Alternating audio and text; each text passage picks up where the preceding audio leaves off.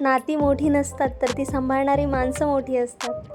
नमस्कार मंडळी, मी योगिता तुमचं स्वागत करते आपल्या नवीन ब्लॉगमध्ये.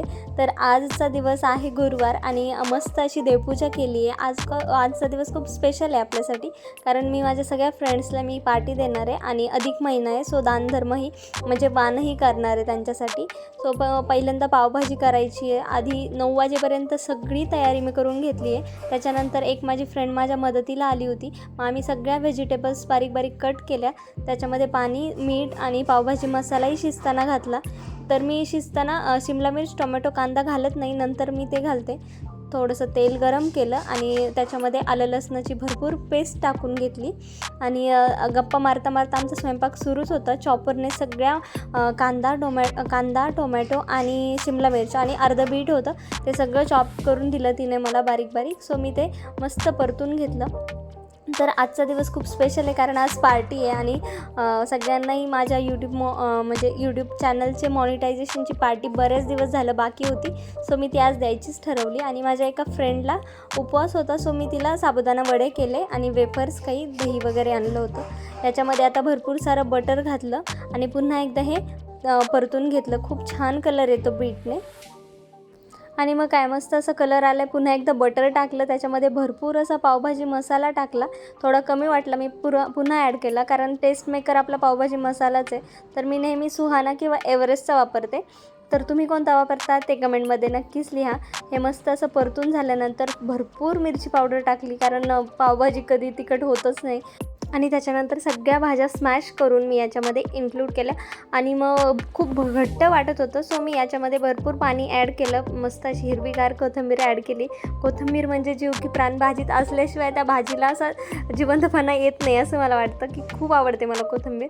आणि वरतून थोडंसं मी पावभाजी मसाला पुन्हा ॲड करते, कारण त्याने टेस्ट अजून वाढते. आणि भरपूर असे पाव आणले होते आम्ही, त्याच्यामध्ये मधून कट केले आणि मस्त ते तूप उरलं होतं आपलं साबुदाणा वड्याचं, तर तेच वापरून आम्ही ते पाव मस्त असे क्रिस्पी केले आणि सगळे ॲट अ टाईम करून ठेवले, कारण एक अर्धे करायला बराच वेळ नव्हता आपल्याकडे. सगळे ॲट अ टाईमच बसणार होते. तर ह्या 4-5 जणी आधी आल्या, मी कारण यांना 10चं टायमिंग सांगितलं, तरी त्यांनी 11च वाजवले आणि अजून 2-3 मागून येणार होत्या. तर ह्यांनाही बसायला भूक लागली होती, सो यांनी म्हटले की आम्ही बसून घेतो. म्हटलं ठीक आहे, तुम्ही बसा, मी त्यांच्याबरोबर नंतर बसे.